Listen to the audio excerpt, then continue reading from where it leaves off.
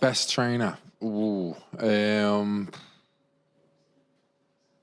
would have to say, I mean, I've come across Kelvin Davis is up there, professionalism, getting himself ready, making sure he's at peak every training session. Stevie Gerrard, his standard is up here, and if no one's near it, then he'll let you know. These loads, Jordan Henderson, James Milner, like these are the ones who look after themselves, the best I've come across. And every training session, they're unbelievable. They help push the levels up. I think for me, in terms of approaching a training session in the same way that you approach a football match and train with the same intensity that you train at, Franny Benali would be for me, because I never once saw in a training session Franny kind of cruise through it like some of us used to sometimes. If we might have had a late night before. He was always at 100% effort levels in every training session. So from a professional point of view, I didn't see anyone who trained better than Franny Benali. 2 great one-word answers there, lads. Thank you very much. Splendid. Probably the best trainer would be Phil Neville. See, to the point, sharp. Right, worst trainer, laziest. I've got a good one for this. Yeah, be careful. No, I said I wasn't going to talk about him, but I'm going to have to mention him here. Mario Balotelli. Yeah, without a doubt. I mean, I went in to the gaffer and said, make sure I'm not on his team. So from that moment on, I was on the opposite team. He was a nightmare in training. Just so lazy. Just. He didn't look like he cared. No, he didn't. No. So yeah, he I would have to say him. Worst trainer. It can be. It could be someone. It could be someone who's mega talented, but they knew it, so they didn't have to put the graft in. Actually, do you know what? One of the worst, and he won't mind me saying this because he was a worse trainer than me. Especially in pre-season training. Okay. Was Glenn Cockrell. Now, the way Glenn played was unbelievable. On a Saturday, he had an engine like you wouldn't believe, and he worked harder on a Saturday than anyone else. Pre-season training, he was a disgrace. He was back. He was with me. I mean, I was at running. He could run, but in pre-season, he was running with me, and it wasn't just to keep me company. He just didn't like it. But he knew on a Saturday he had the energy levels to be able to go and do that on a Saturday. Whereas, yeah. So I'm gonna sorry, Glenn, but it's you. In terms of clubs, you two have played for a few. In terms of Southampton's camaraderie and the dressing room, the buzz, the feel around the club, where did it rate? I think it's got a rate up there. I enjoyed, every club that I played for, but I think again that's maybe a reflection on my personality and my character. But I think with the time that I had here, 6.5 years, and how special it was and still is to me now, I think it's always, you're always going to remember it fondly. And the sheer fact that I'm still mates with Tiz and a lot of the other boys within that dressing room, is an indication of how high I hold it in my memories. Yeah, I mean, Southampton's the best for me. From the first week I moved in, there was a core of us, about 8, and then that 8 stayed there for 5 years. It was brilliant. Like I said, I had some great characters in there: Danny Butts, Paul Watton, Kelvin. So, Ricky, Southampton are known for the Southampton way, respectful of each other, bringing through academy players. Did you sense that in the dressing room?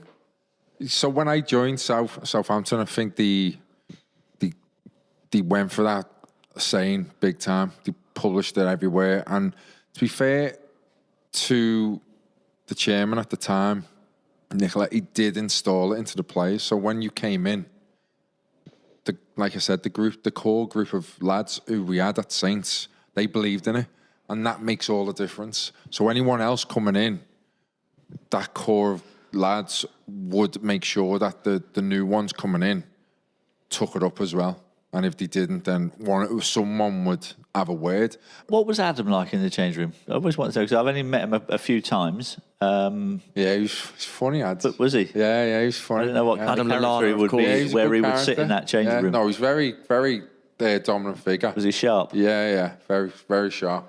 Not shy. Yeah. Not shy at all. Quite the opposite.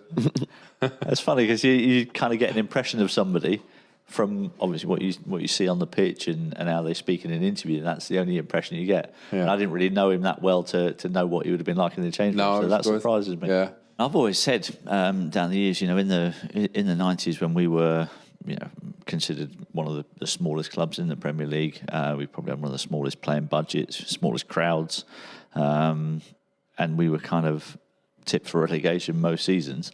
The thing that kept us up was that unity in the change room, that team spirit, that bond that you had between everybody that you trusted, and even in some of the most dire situations, you never actually believed that you'd get relegated.